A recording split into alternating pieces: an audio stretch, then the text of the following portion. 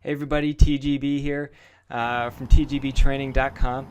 I've got a run clip here from this last week's track workout with Doug and I. We did a series of 400s at race pace.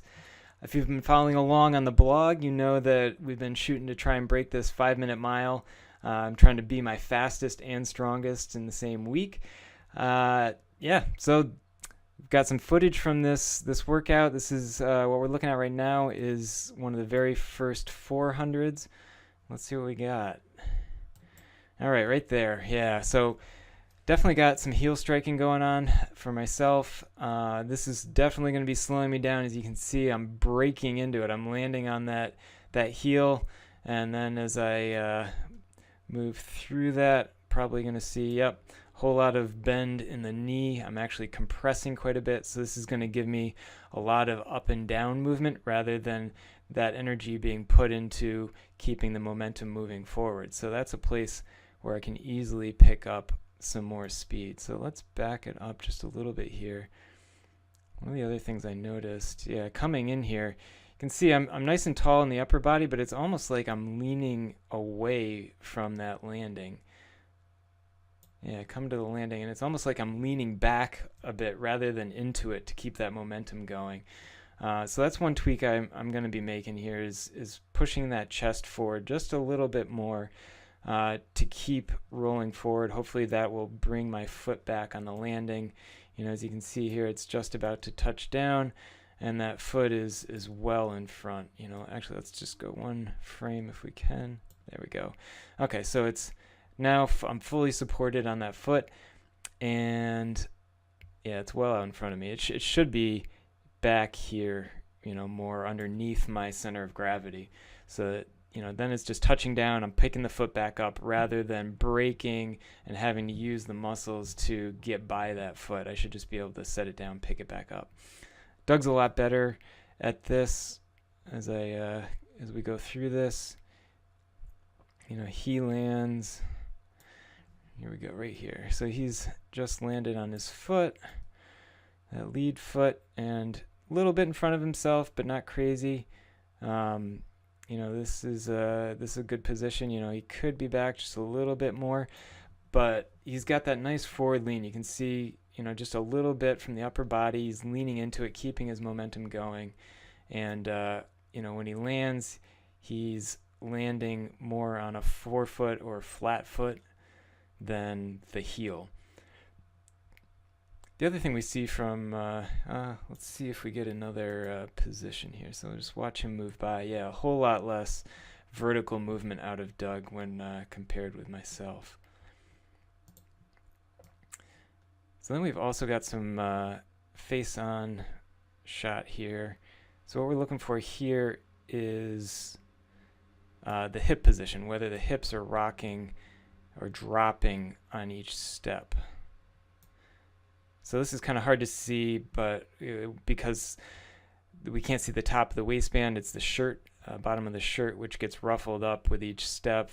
Overall, it looks like the hips are fairly stable. Again, it's just hard to tell with that shirt whether it's an optical illusion that it looks like this hip's dropping a little bit. I think it could just be that the hem of that shirt causing that. And then on Doug, you know, one of the most apparent things we see with him is that left foot, the outward rotation of that left foot. That's something he's known about for a while and has been working on. He does drills for that and definitely helped him overall with his form, but, you know, obviously it's not quite gone, and he's even got that rotation going into the landing. But he hasn't had any knee issues with that left leg, so overall hasn't been a huge issue. All right. Next is next steps. You know, what can I do to pick up this extra speed, right? I got about 2 weeks left, so what can I do to make sure I hit my goal? So one of the main thing I'm going to be focusing on is increasing my turnover, increasing my cadence. Regularly, it's been about 85 steps a minute. So I'm going to be shooting a little bit higher, try and get up to more like 90. That'll just to try and hit that number. I'm naturally going to want to shorten my stride, which will help me put that foot down underneath myself rather than out in front, just in order to hit that number, I gotta shorten my stride.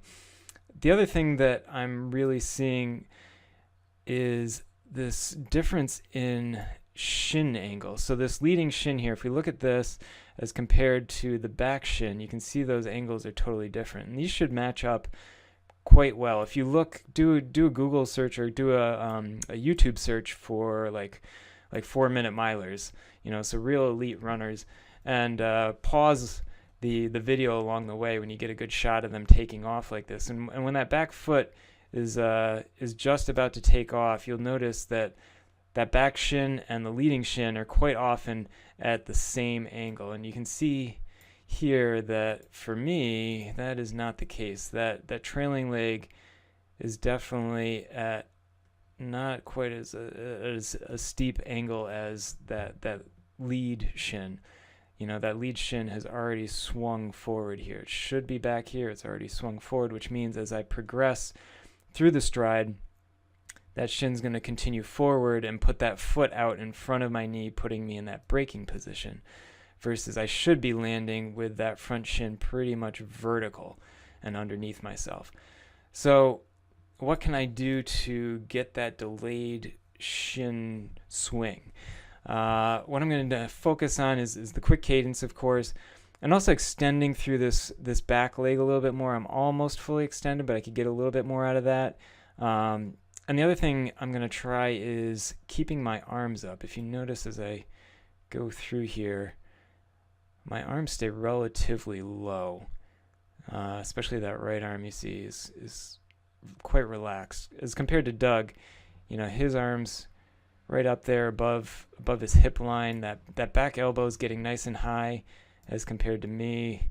That's about the highest my elbow drive is coming back. So if I can get that just a little bit higher, that should help delay that leg swing. They kind of counterbalance each other. So that's another thing I'm going to be trying. So it's going to be the increasing cadence and bringing that elbow and back leg extension through. So that's what I'm focusing on the next couple of weeks. We'll see how much extra time I can pick up. Stick with me.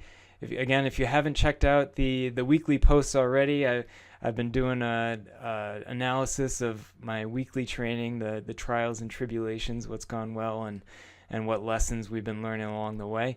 It's been some great stuff, so I suggest you jump over to tgbtraining.com, check out the blog posts there, and stick around for the next couple of weeks to see how it goes. Great having you guys here. Stick around. If you got any questions, want to know about your own issues, feel free to leave me a comment. But otherwise, TGB out.